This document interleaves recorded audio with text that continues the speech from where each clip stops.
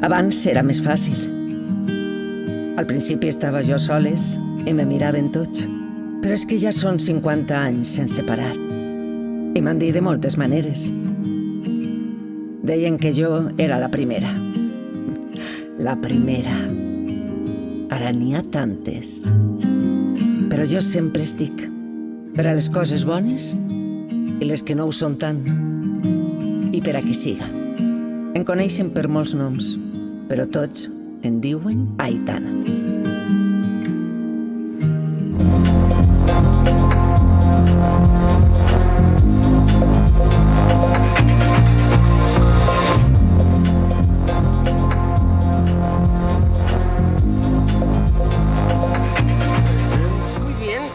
Pasar no sé cuantísimos años, ¿qué os parece? ¿Cuántos años? ¿50?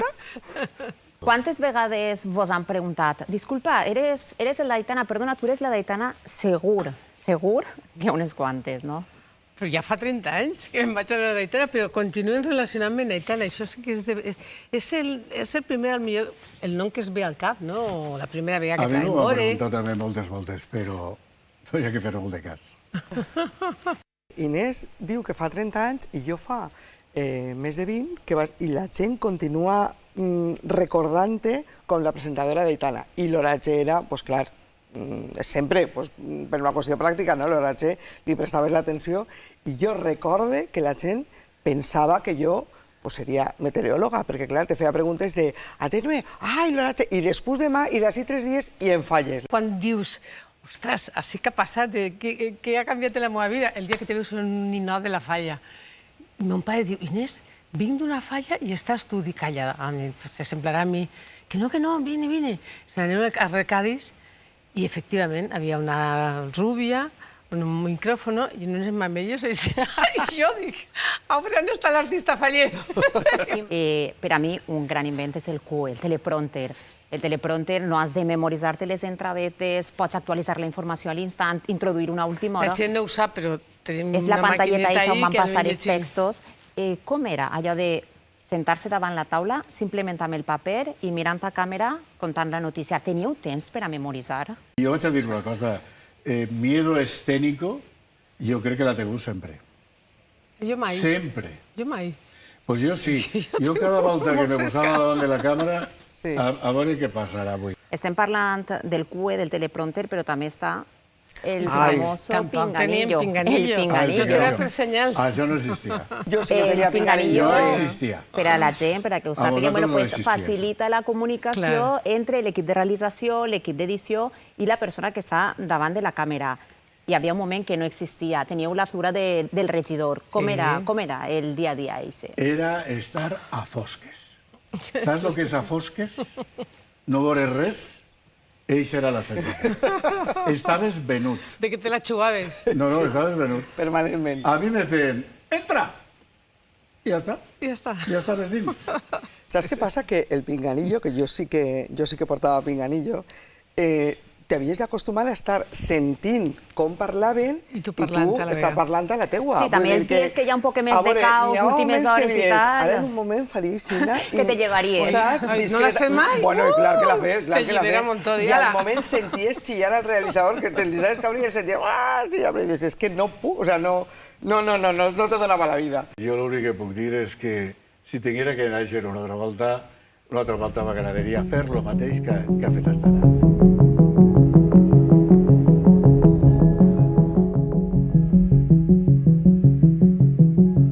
José Lluís Albiñana, entramos en el Parlamento Valenciano, en les Corts. ¿Era esta la autonomía que queríamos? No, yo no.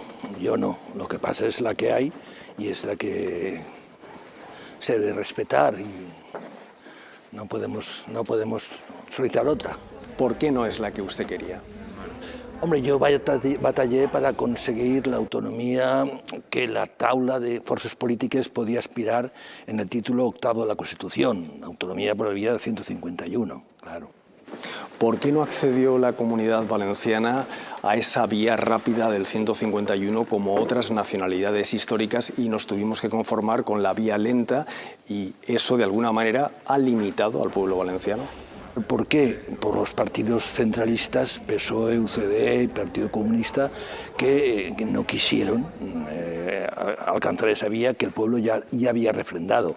El diputado socialista José Luis Albiñana, presidente del Consell del País Valenciano, anunció esta mañana en una rueda de prensa su dimisión del cargo, cumpliendo de este modo las previsiones señaladas por su partido, que el pasado lunes decidió abandonar el organismo preautonómico. Todo este trayecto, señor Albiñana, nos ha llevado o justifica de alguna manera la falta de peso político de la Comunidad Valenciana en Madrid a la hora de reivindicar una financiación justa, inversiones, infraestructuras.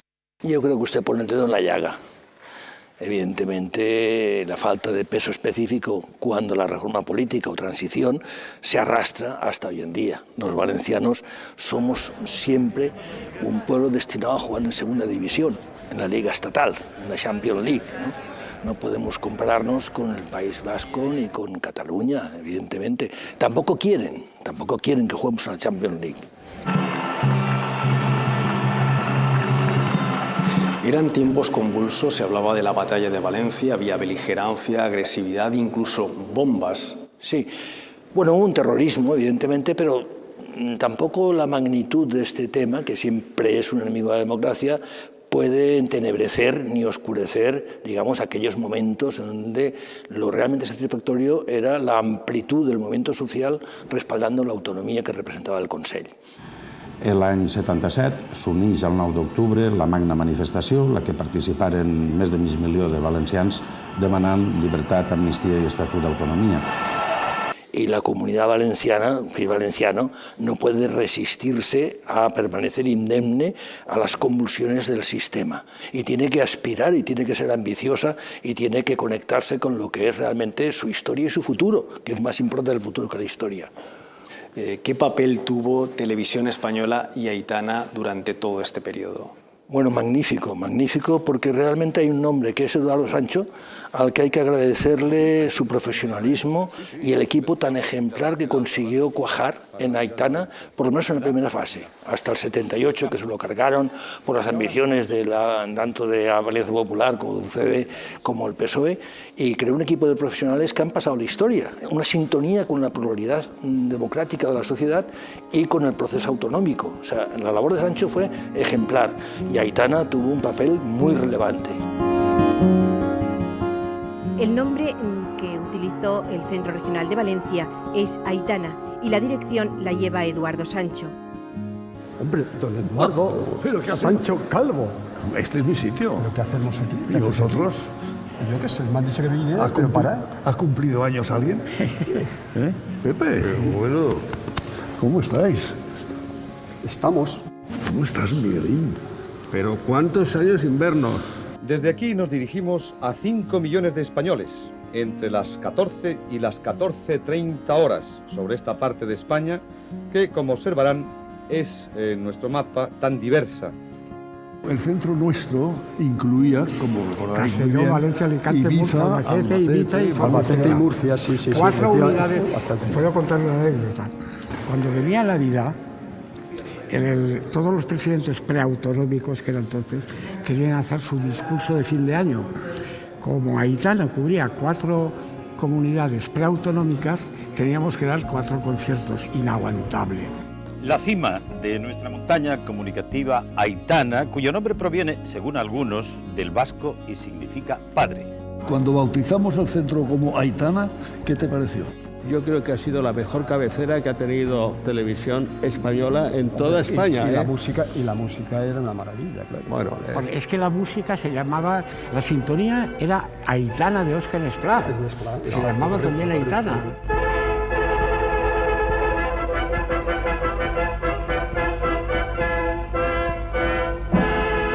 Todos le ponían el nombre de Aitana, desde a muchas niñas, a tiendas, a comercios. ¿Vosotros os acordáis una cosa del día de la inauguración? Que los equipos habían estropeado. No sé si recordáis el día 31 de julio, que es cuando iniciamos. Entonces habían estropeado los equipos y tuvimos que emitir desde una unidad móvil de blanco y negro, desde debajo de la revertera. No sé si recordáis esa situación. Y la primera noticia, no os recordáis, pero fue la batalla de Flores. Sí, la batalla de Flores. Y ambientándolo todo, una gran abundancia de proyectiles florales, armas de fuego en la incruenta batalla. A la hora de montar, no sé si recordáis al principio el fútbol, cuando venimos del fútbol, que te vamos a contar, teníamos que mirarlo a través de la ventana y con una palpadora que teníamos cortábamos y empalmábamos.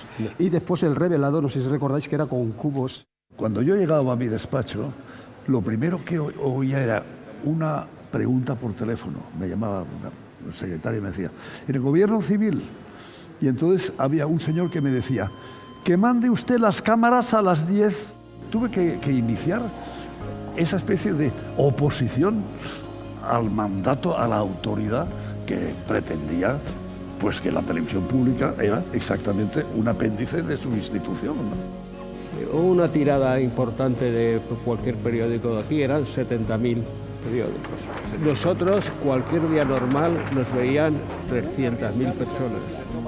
De la avenida del Puerto hay una alegría impresionante.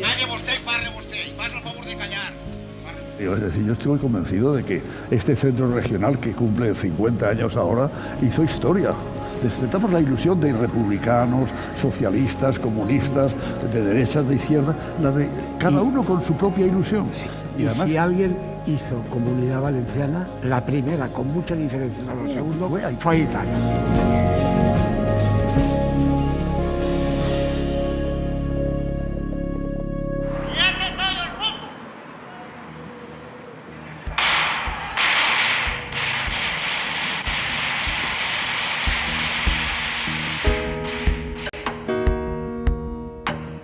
Yo el 23F estaba haciendo la mili en el Regimiento de Infantería Guadalajara número 20 en Paterna, Valencia.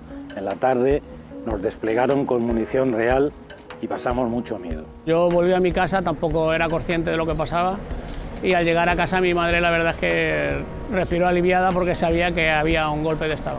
Estaba esperando allí toda nerviosa, que dónde había estado, que qué había pasado y me dijo que quitara inmediatamente todos los pósters que tenía yo en mi habitación. Pósters políticos, pues si te puedes imaginar, el Che Guevara. Sin poder comunicarnos con nadie, los nervios a flor de piel. Por la noche, desde la terraza oíamos el ruido de los tanques entrar en Valencia, siempre pendientes del transistor, pendientes de 2 pacientes que estaban muy graves. Yo nací el 23F. Vinimos desde Utiel al hospital de Requena en un estricto toque de queda. Los médicos estaban más pendientes de escuchar la radio que de atender a mi madre. Y los vecinos de mi barrio me llaman el tejerete.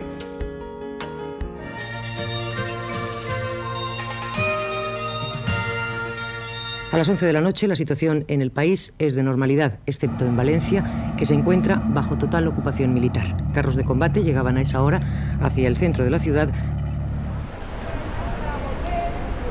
Carmen, en el año 81 tú eras concejala del Ayuntamiento de Valencia y la noche del 23F pasaste gran parte de ella en este ayuntamiento, en este edificio, con el equipo de gobierno de Ricard Pérez Casado y, si no me equivoco, con un tanque en esta plaza. ¿Cómo fue? Pues exactamente, el tanque estaba ahí en la esquina.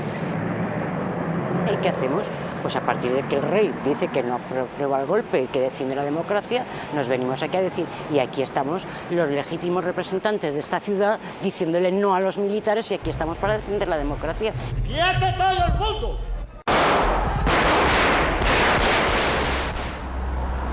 Rosa Tejero entra en el Congreso pasadas las 6 de la tarde, pero vosotros en la redacción de Diario de Valencia ya estabais recibiendo llamadas, avisos de que algo estaba pasando, que no era normal. Sí, desde un par de horas antes ya nos estaban avisando a algunos contactos de que encontraban raro un cierto movimiento de tropas de entrada hacia Valencia. No hubo ninguna confirmación oficial hasta que se presentó el comandante en la redacción a traer el bando obligatorio de Milans del Bosch y a decirnos que estábamos prácticamente en estado de sitio. Emili, en el año 81 tú llevabas ya 4 años trabajando en Televisión Española y la tarde del 23F acudes a la redacción y te encuentras allí con 3 militares. ¿Qué pretendían? Eso me los encuentro un poco más tarde, porque al llegar allí lo primero que veo es anomalía. Eran unos militares y que querían averiguar cómo pasar un bando, ¿no? Cómo dar un bando que había firmado Milans del Bosch, el capitán general. En muchas radios se leyó, pero no en la única televisión que había en ese momento, que era Televisión Española. Eso creo que fue determinante para el fracaso del golpe. Esa noche de ese centro en la calle León salieron 3 compañeros a grabar los tanques, fueron unas imágenes que dieron la vuelta al mundo. Tuvieron, digamos, la picardía de tomar esas imágenes y después entregarles a los militares una cinta distinta de la que habían grabado. O sea, una cinta virgen, con lo cual conservaron las imágenes que tan milagrosamente habían logrado. Ha vuelto la normalidad a esta ciudad en la que se han vivido directamente las repercusiones del incidente registrado la pasada tarde en el Palacio del Congreso en Madrid. Milán del Bosch ha ordenado que se retiren las fuerzas a su mando estacionadas en la vía pública de Valencia.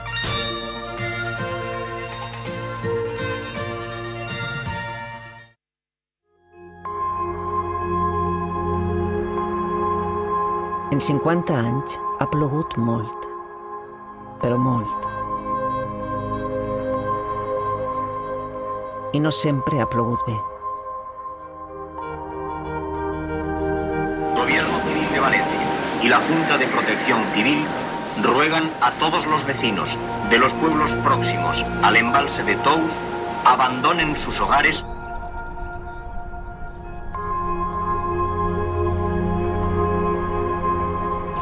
Però va ser sortint, no? Corrents, deixar tot... Sí, deixar, abandonar tot, només la vida. No teu a soles, sinó de tota la família. Quan van tardar en poder fer una vida normal? Com va ser aquest procés?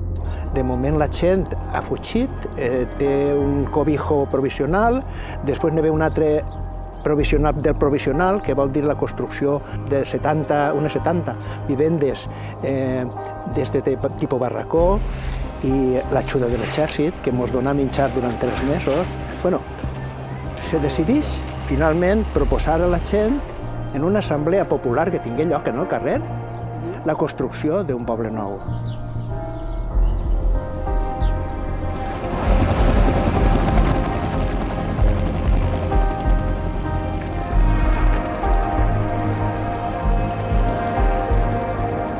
Quan jo vaig veure que ja estava amanegant, doncs vaig vindre del club de tenis així perquè volia veure la imatge d'Alzira. I quan arribarem així, ens quedarem els dos parlant, dic, això és de veres, i jo me vaig tindre que pegar, dic, jo crec que estic ensomiant. Vaig veure el telediari, l'escena era d'un helicòptero que passava per la fàbrica del meu sogre, i en aquest moment jo vaig veure a la meva sogra. Miguel, explica'ns què vas fer exactament. Jo vaig baixar de la muntanya, vaig tindre que buscar un palo llarg perquè tot això era auia que t'arribava per ací per el pit, i a poc vaig arribar ací a la fàbrica, que és on estaven els meus sogres, i per poder-los treure.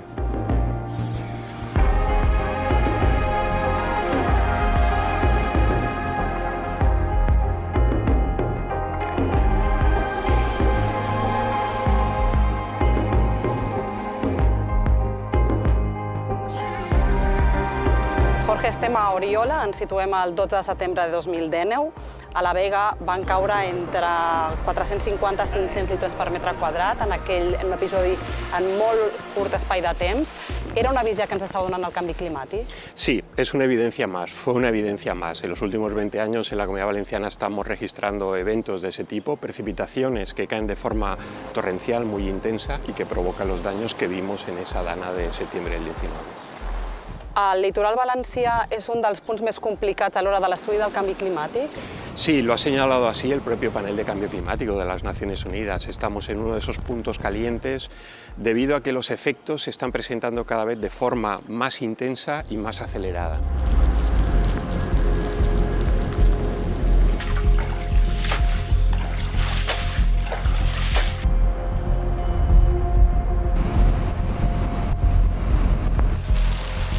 I què podem fer per evitar aquests efectes del canvi climàtic? Es pot fer alguna cosa? Estem a temps? Sí, estamos a tiempo.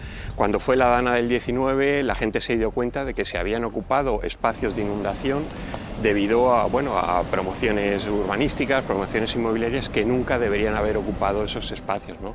De ahí que los efectos fueran tan dramáticos, tan cuantiosos en aquella dana del año 19. Hay que saber respetar la naturaleza. El cambio climático puede entenderse también como una oportunidad de empezar a hacer las cosas bien.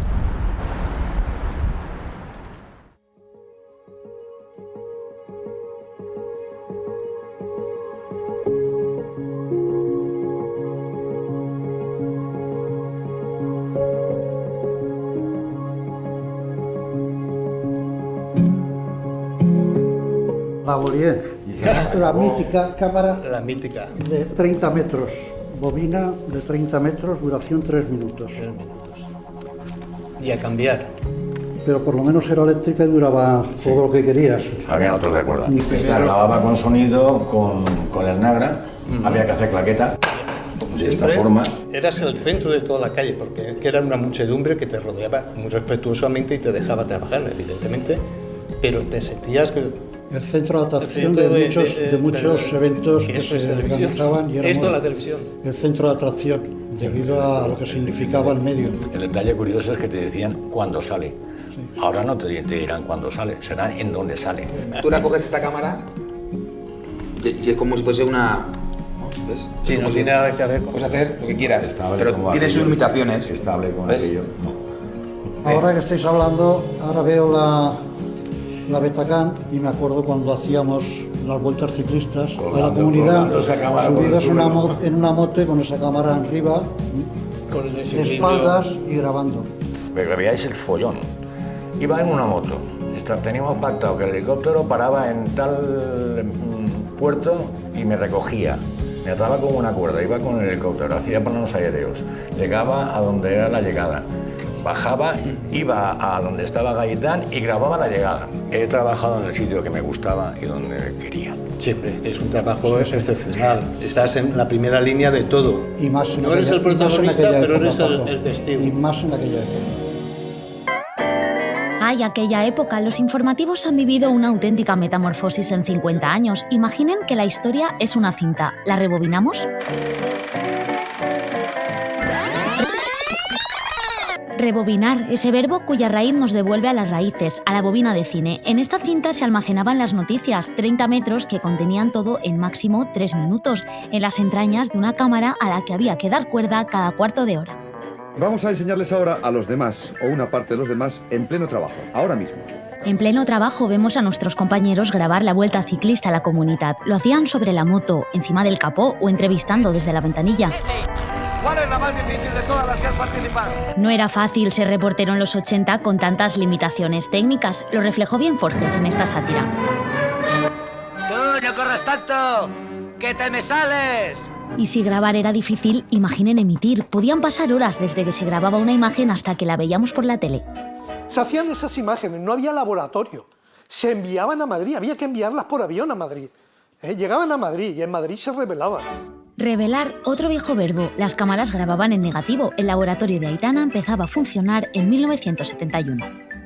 Era un espacio muy pequeño que olía muy mal, olía mucho a vinagre y a líquido, que las máquinas hacían mucho ruido y no entraba casi nadie. Se montaba físicamente, se cortaba y se pegaba con un celo muy transparente y había un aparato que era el telecine que lo convertía la película, la convertía en imagen de vídeo.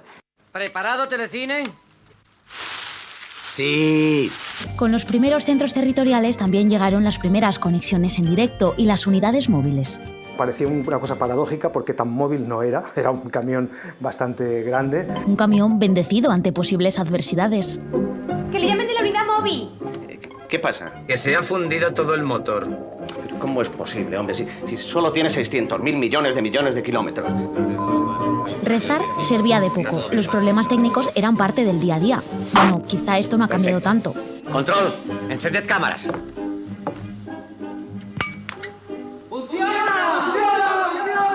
Milagroso. La gran revolución estaba a punto de llegar. Y el salto brutal que se produce es del cine al vídeo. Un vídeo que genera otros inconvenientes, cargar con las cámaras, trastos pesados que debían enchufarse a un magnetoscopio, que por cierto había que arrastrar con maleta. Cubrir una noticia implicaba un gran despliegue humano. Desde Valencia se dirigen al Monte Garbí 8 autocares y numerosos coches particulares. El filmador, el ayudante filmador, el redactor, un ayudante de realización y el chofer. Llevaba la cámara por un lado y el vídeo por otro. Y el vídeo tenía que llevarlo otra persona en un carrito porque era enorme.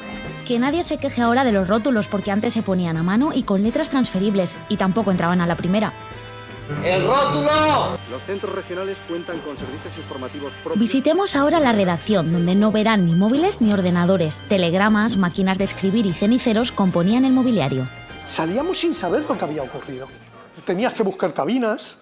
Por esos años vimos el primer teléfono móvil, que era un cacharro así de grande. En fin, toda la informática, toda la electrónica puesta al servicio de la información es algo que agradecemos los profesionales, que nos ha servido para dar las noticias con mucha más inmediatez, pero insisto, esa inmediatez no debe de hacernos perder el rigor, porque entonces no estaremos haciendo el servicio público que se espera de nosotros. Da vértigo asomarse al pasado y pensar en todo lo que se consiguió prescindiendo de una tecnología que hoy significa todo. Ejercer era casi heroico y los profesionales de Aitana lo hicieron sorteando todas las adversidades. Y aunque en el futuro la tecnología siga modificando los procesos, la meta será constante, el compromiso con la televisión pública. Otra cámara de la tabla. ¿Ves? ¿Te das cuenta? Esto vosotros no. ¿Os imagináis lo que se puede hacer con este tipo de camarita? Y encima tú puedes moverte. Con lo que hemos padecido con esto. Tratando siempre pues, de ser eso, la imagen de proyectar la imagen de la Comunidad Valenciana, de toda la Comunidad Valenciana. Éramos una familia en el fondo, ¿no? Sobre todo al principio. Que ser cámara es algo muy especial. Y ser cámara era estar en un sitio especial, en un momento especial.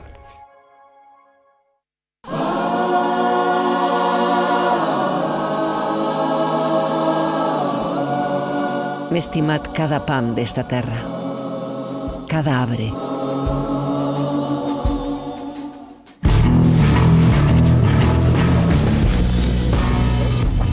Yo calculo que estará del orden de las 20.000 hectáreas.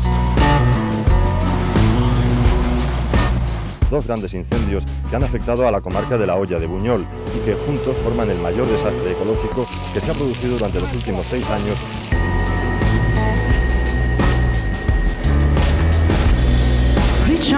Es que avanza muy deprisa. Ayer en 4 horas se presentó de Puertes de Payas a Dos Aguas y hay 20 kilómetros por la carretera. El 99% del terreno se nos ha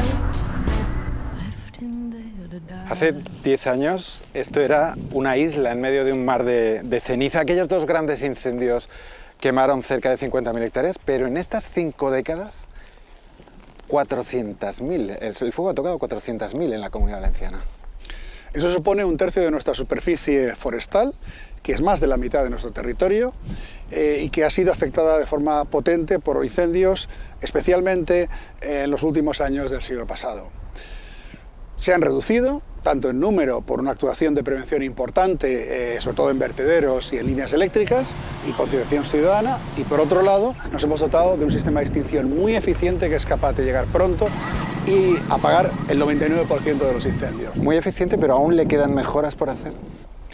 Algunas, pero en todo caso, lo que sí que toca una vez hemos llegado a estos avances es abordar el estado de nuestros montes. Tenemos mucho más bosques, pese a los incendios que teníamos antes, un 70% más, y los tenemos muy abandonados y muy concentrados en las zonas de interior, donde queda poca población y muy poca actividad agrícola que genere discontinuidades.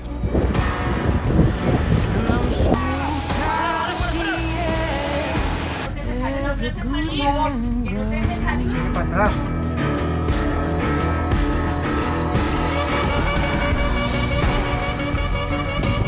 Aquí estáis trabajando sobre una zona de unas 150 hectáreas en Iàtova, en un sitio donde 10 años después sigue siendo visible el efecto de aquel incendio. ¿Qué estáis haciendo aquí? Lo que estamos es creando un paisaje que sea resistente a los incendios del futuro. Estamos rompiendo su estructura y la continuidad de combustible y aumentando la diversidad de especies. Decís que los incendios son el síntoma de algo más grave, ¿de qué? Del abandono del medio rural. Desde los años 70 la población emigró a las ciudades por el modelo económico que aún mantenemos y se abandonaron todos los usos tradicionales. Los bosques se convirtieron en polvorines. De hecho, en la Comunidad Valenciana todavía se abandonan a día de hoy 2.500 hectáreas de cultivo anual. Y habláis de cambiar el modelo de lucha contra los incendios. ¿Qué hay que cambiar y qué nos jugamos si no lo hacemos? Somos muy buenos apagando incendios, pero somos malísimos evitando que se produzcan. Tenemos que aumentar las partidas presupuestarias en prevención, porque si no se nos van a quemar los bosques y sin bosques no hay vida, nos lo jugamos todo.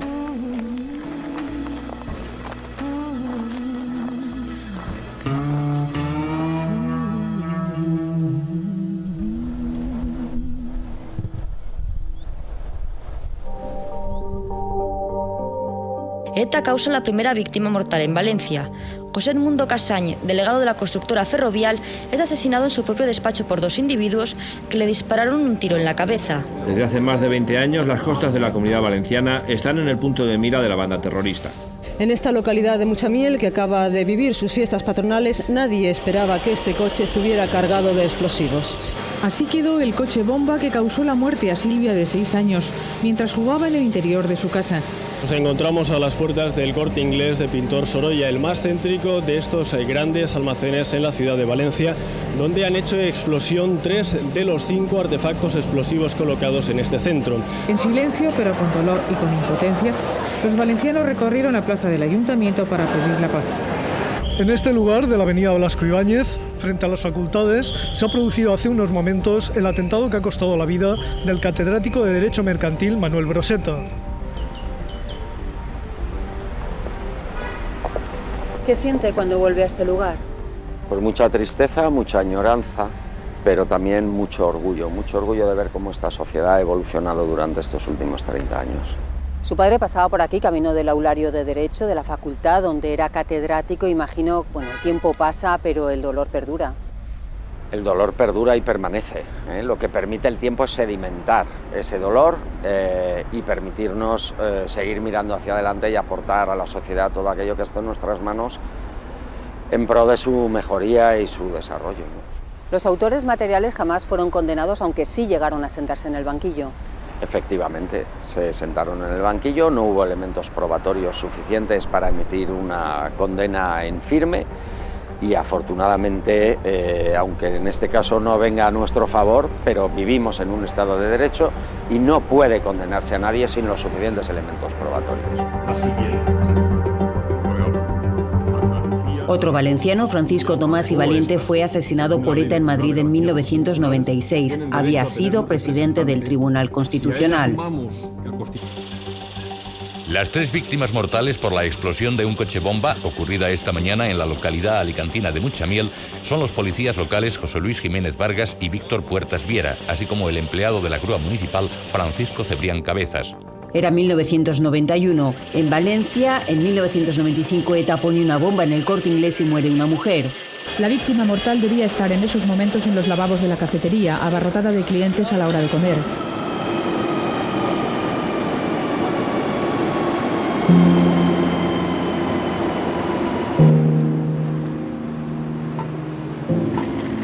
Aquí se produjo el accidente más grave en estos 50 años.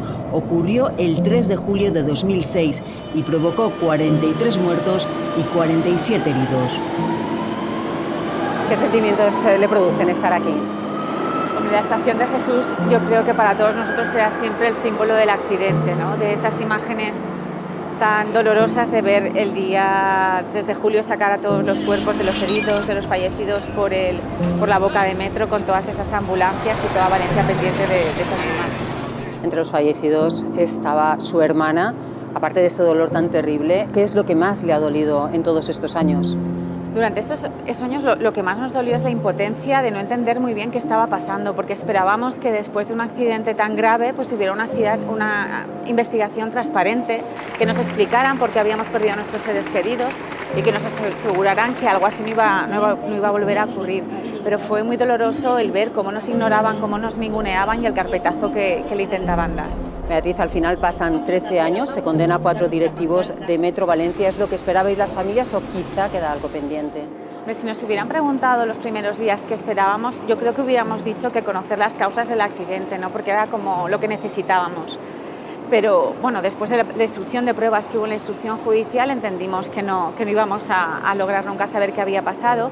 Pero sí que era muy importante que hubiera unos responsables del accidente por esa falta de medidas de seguridad sentados en un banquillo, y fue muy importante, por supuesto, conseguir esa condena penal, ¿no? Porque sobre todo lo que tiene que quedar para la posteridad, entendemos, y como trabajo de nuestra lucha, es que la próxima vez que ocurra un accidente, pues toda la sociedad, desde el periodismo, desde la justicia, esté muy pendientes de exigir esas responsabilidades, y que el hecho de que haya habido una condena es muy importante para ello. Otro 3 de julio, 9 años antes, el incendio del Proof Spirit dejaba 18 muertos.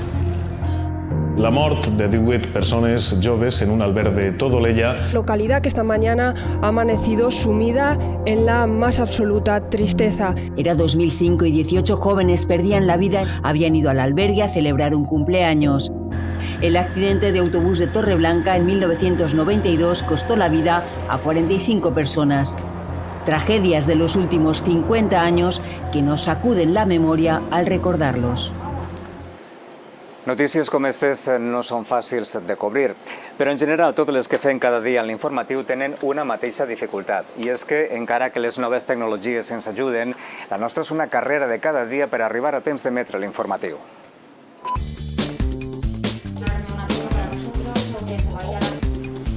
Te vas a la Politécnica, una impresora 3D. Te vas con furgo y tu cámara es Jesús.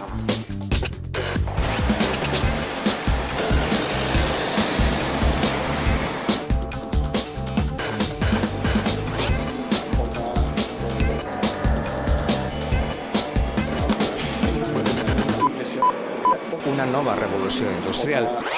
Necessito unes imatges d'una carrera de Fórmula 1.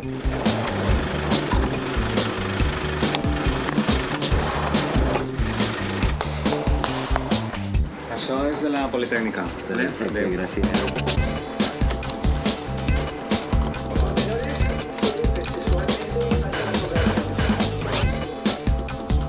És un treball milimètric per la seva precisió, per esta impressora 3D dissenyada al...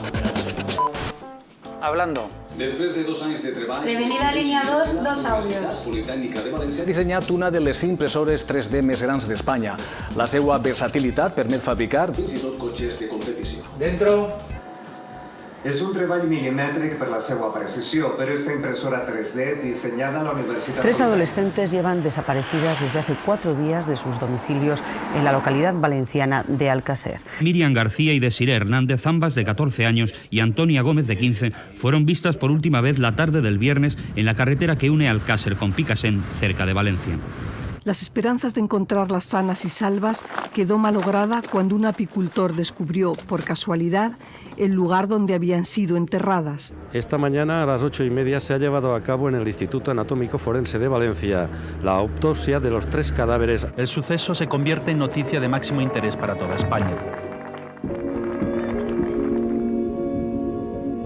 Con el crimen sexual de Alcácer lo que pasó es que se puso mucho el foco en todas aquellas acciones que las 3 adolescentes estaban haciendo, como por ejemplo podría ser el autostop, ¿no? Y a partir de lo cual se configuró toda una idea de qué es lo que no debes de hacer si no quieres que te ocurra lo que les pasó a las 3 compañeras asesinadas, ¿no?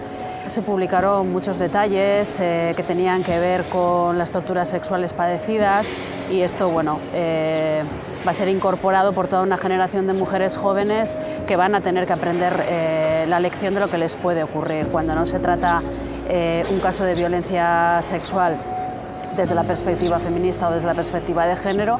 Lo que estamos produciendo y reproduciendo es violencia sexual. Se han producido 2 detenciones y están las fuerzas de seguridad del Estado tratando de detener a otra tercera persona. Tercer día en el juicio de Alcácer. Hoy Miguel Ricard, el único acusado que se sienta en el banquillo, ha respondido a las preguntas de la acusación particular. Efectivamente, la jornada de hoy se ha dedicado exclusivamente al interrogatorio de Miguel Ricard por parte de la acusación particular. Bueno, el juicio fue el juicio de la década, sin duda. El caso había llegado al corazón de toda la gente y los medios respondieron a esa expectación que había. Yo creo que se cometieron algunos excesos en la cobertura del juicio porque, bueno, el famoso juicio paralelo que por las tardes o en otros medios se hacían en algunas televisiones, incluso algunas radios, y esto creo que ha tenido un efecto pernicioso sobre el concepto que la población tiene en general sobre la justicia. El juicio de Alcácer debería servir para sacar una lección en positivo sobre la forma en la que los medios de comunicación debíamos abordar una información como esa. Algunas lecciones aprendimos, pero otras creo que todavía siguen pendientes.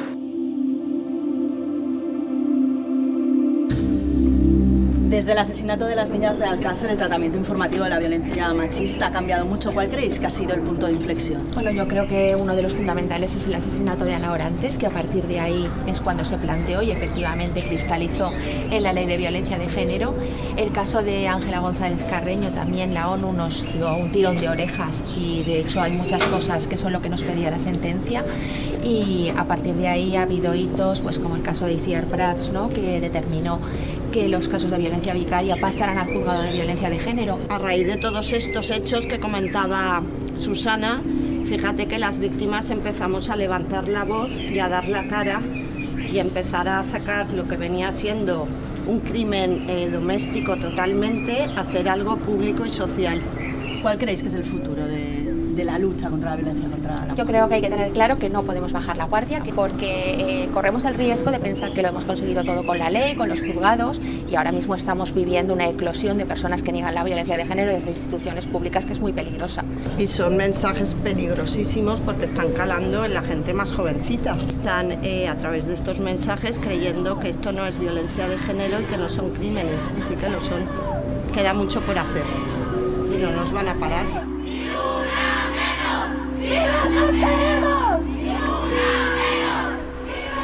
Tot ha anat canviant i tot ha tingut moltes cares. Benidorm no necesita presentación. La primera fase del río va a consistir en la plantación masiva y popular de 2.500 árboles. Es un conjunto que forma una ciudad. Y Almusafes, destinado a la construcción de vehículos.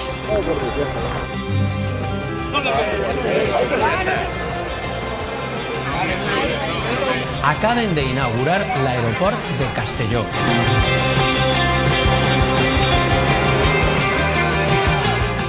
Van a salir zampados.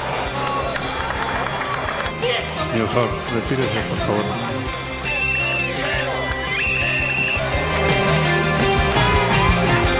A las 12 y 19 minutos la señal se fue a negro. El caso Gürtel, la operación Erial, caso de Marsa, caso Azud, El caso Taula, La operación Alquería, Cas Fitur. caso Brugal.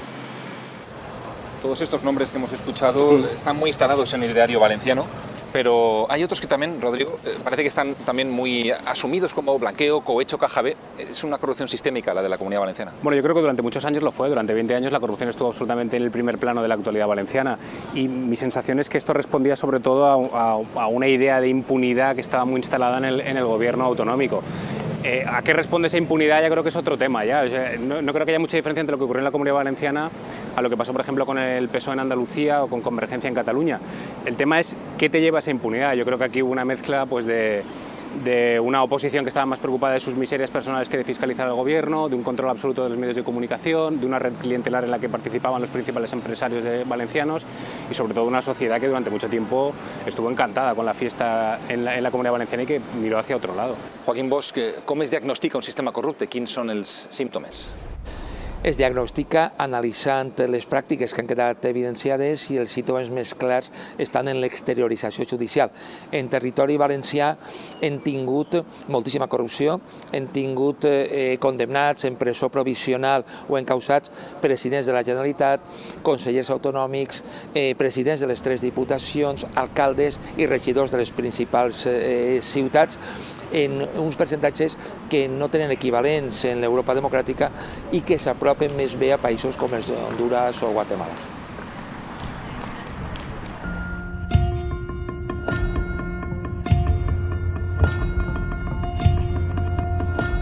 Fue un cierre injusto de una decisión política del gobierno de Felipe González plegándose a los intereses europeos y privando a este país de una siderurgia de futuro.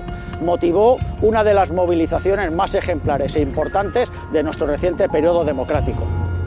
Yo destacaría la representación sindical que fueron elegidas por los trabajadores en momentos muy difíciles, en desigualdad de condiciones con la patronal, y que fue un ejemplo de verdad de lucha y una demostración, vamos, en contra de la injusticia que se cometían.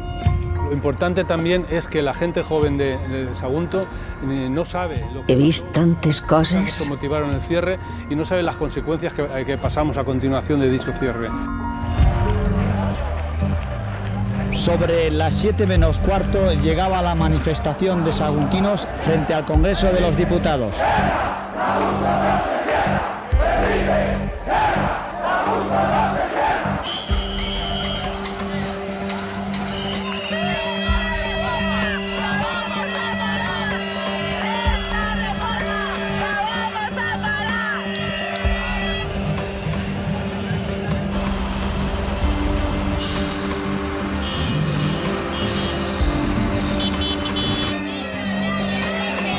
La gente quiere decir que está muy a favor del Plan Hidrológico Nacional. Activistas de Greenpeace han entrado esta mañana en el interior de la central nuclear de Cofrentes.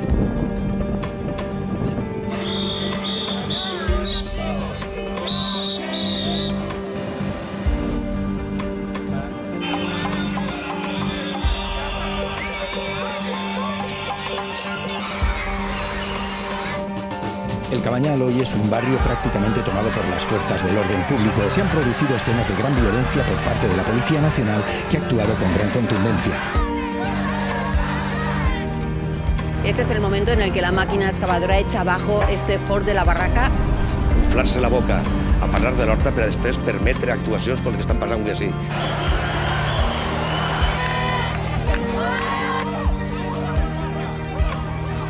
Que si quieres manifestarte por algo, no vayan con palos y con porras a impedírtelo. Porque aquí no somos delincuentes.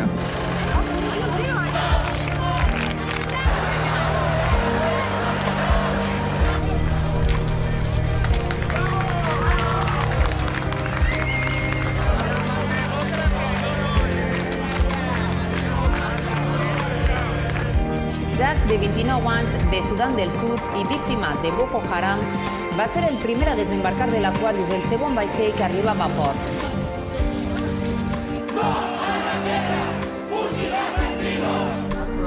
Andrei? Ai, jo sabia de qui serà.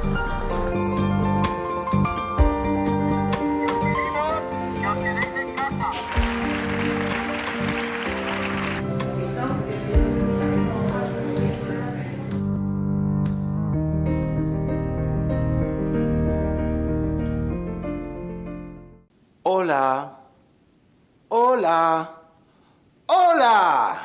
Que aquí no solo hemos hecho informativos, hemos hecho más de 30 programas. Hemos hecho coproducciones con televisiones internacionales, programas parlamentarios, programas documentales. Un momento. ¿Y la música? Que si las bandas, grupos de rock, incluso una serie de animación infantil en valenciano, la primera, se emitió aquí en Televisión Española. ¿Y para el taula? El Nostrecamp, Olímpicos Valencianos, siendo así. Es que somos dieta mediterránea. Paco, de categoría. I tant. El que sí yo volia fer abans que res es fer un recull. Se le llama jeta, donde destacan sus caninos superiores, llamados amoladeras. El lugar donde me encuentro es uno de los que alberga mayor diversidad de especies en toda la Comunidad Valenciana. I què ens proposen els nostres representants a l'hemicicle? Hay cosas que me gustan y mucho. El tema de hoy seguramente les suene cercano y les produzca cierto respeto. Vamos a hacer una coca sabe a enaguas de monja recién planchada. Ahí va. Doranlo. El umbral, según el diccionario, es la entrada a un lugar. Miles de saharauis continúan viviendo en el desierto argelino, lejos de su tierra. El fútbol seguirá siendo nuestro principal punto de atención. La fórmula para seguir, dicen, la disciplina, el buen entendimiento entre ellos y las ganas de seguir contando historias. Hispavisión, el canal por satélite de Radio Televisión Española para América, inicia hoy sus emisiones. El presidente de la Generalitat Valenciana, Joan Lerma, junto al director de Radio Televisión Española, Jordi García Candau, han inaugurado las instalaciones en el Parque Tecnológico de Valencia. El primer recuerdo que tengo yo visual de Hispavisión es un robot gigantesco que de una manera misteriosísima para mí era capaz de gestionar la emisión a base de unos brazos enormes que salían fuera y cogían una casete y la metían no sé dónde, no sé qué, y que por la noche solamente un técnico era necesario para controlar todo aquel malabar tremendo de emisión de 8 horas. Y nunca falló, nunca falló. Estábamos atacando nada más y nada menos que a lo mejor a unos 150 o 200 millones de telespectadores en América, por las noches, naturalmente. Estábamos ya en posesión de una serie de datos fundamentales a la hora de lanzarnos en la era de los satélites, que fue precisamente el antes y el después de la televisión en el mundo. Aquí comenzó una nueva época, incluso para Televisión Española en general. Soc Mediterrani. Come gaudir de la nostra cultura.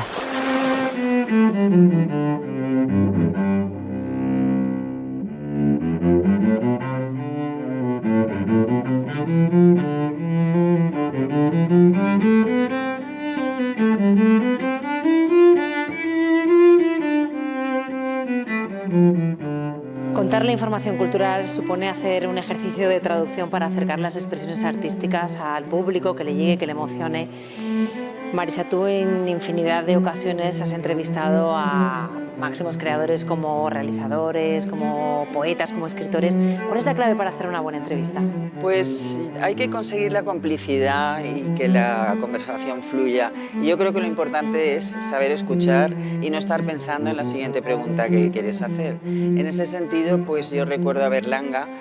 La complicidad con él era muy fácil porque era muy simpático, era además pariente de mi madre, me llamaba sobrina. Recuerdo a Matilde Salvador, que era una mujer muy interesante, muy atrevida, muy valiente, y también a Juan Gil Albert, que era la expresión máxima del poeta, un ser especial, y con él llegué a tener gran amistad. Oye, tú has dicho también antes que eras misógino. Yo te preguntaría, si el señor Azcona fuese la señora Azcona, sí, ¿trabajarías con ella o no? No creo, porque si fuera la señora Azcona querría imponer entonces unas ideas que no serían las mías. A més, jo sempre m'he sentit una pintora frustrada i ara seguiré sentint-me perquè, com tu comprendràs, Marisa, això no és pintura. Ese paisaje de Sátiva que viste de niño, te quedó muy impregnado, te dejó muy impresionado. Para mí el campo ha existido desde el primer momento, Nuestra historia se cuenta a través de nuestras películas, nuestras canciones, nuestros libros, pero Televisión Española también ha dado cabida a las propuestas, por supuesto, que nos han llegado de fuera, Marisa. Sí, frente a la inmediatez del informativo está la temporalidad de la cultura y ahí cabe, digamos, todo. Televisión Española siempre ha cuidado mucho esos espacios para la reflexión y para el disfrute, incluso las fiestas y las tradiciones más populares. Todos los que os sintáis morellanos.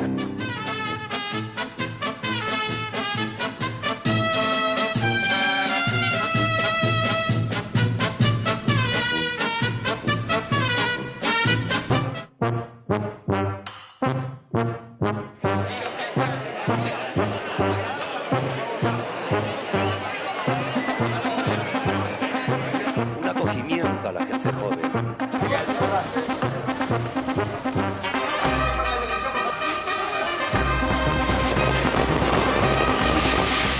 Hace falta la cultura de la moda.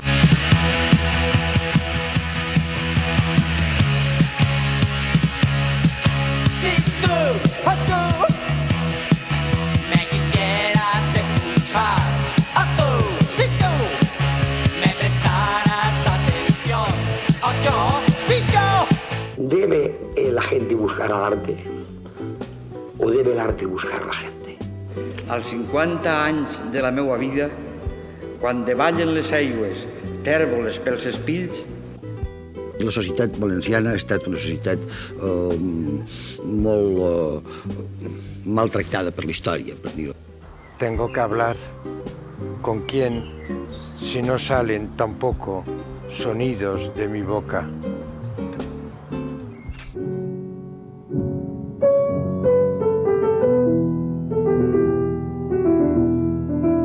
Respostes a preguntes que mai no m'havia formulat. El jutge al vent del món. ¿Cómo hemos cambiado?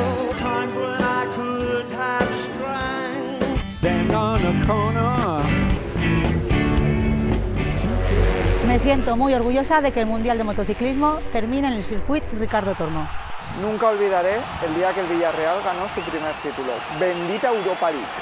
Ha habido muchos momentos importantes, pero quizá el mejor de todos fue cuando entré a formar parte de la primera escuela de tenis del Club de Tenis Valencia. Un moment inolvidable de la pilota per a mi va ser quan de xicotet vas veure per primera vegada les imatges de la final entre Genovés y Álvaro del individual. Si me tengo que quedar con algún momento, sin duda, la Volvo de Vera aquí en el puerto de Alicante.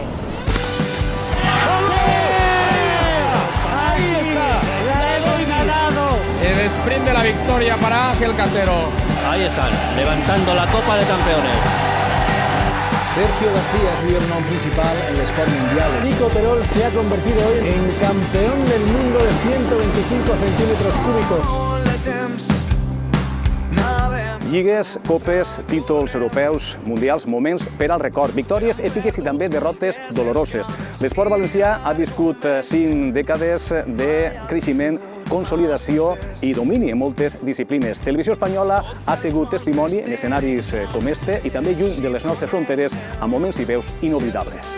Hoy tenemos con nosotros a nuestro enviado especial, Tony Lara, que nos va a contar cómo fue esa odisea.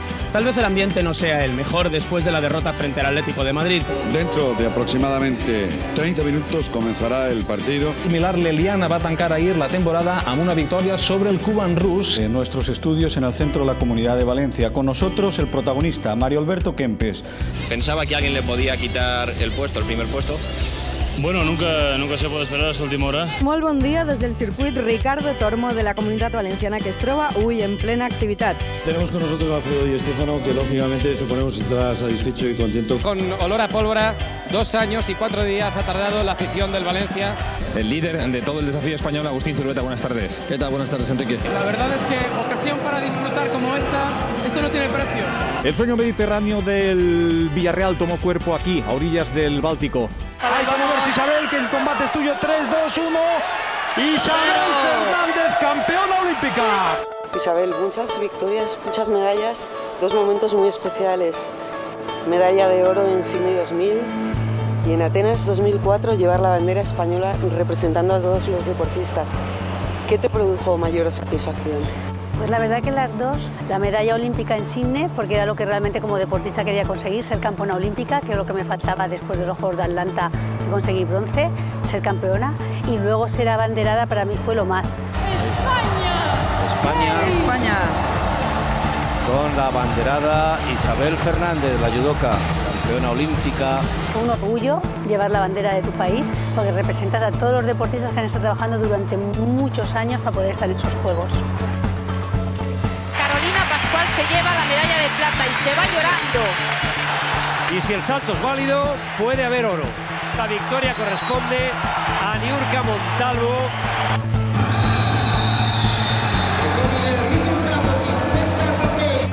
Per al Genovés, però jo crec que...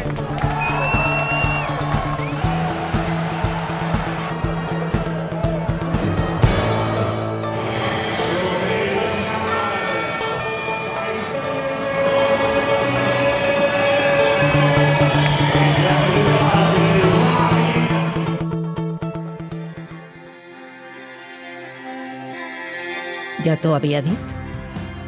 He vist de tot. Però és que m'agrada mirar i mirar-te. M'agrada contar i contar-te. Després de tot, només són els primers 50 anys. I saps què? Si tornara a començar, voldria tornar a fer-ho així, al teu costat.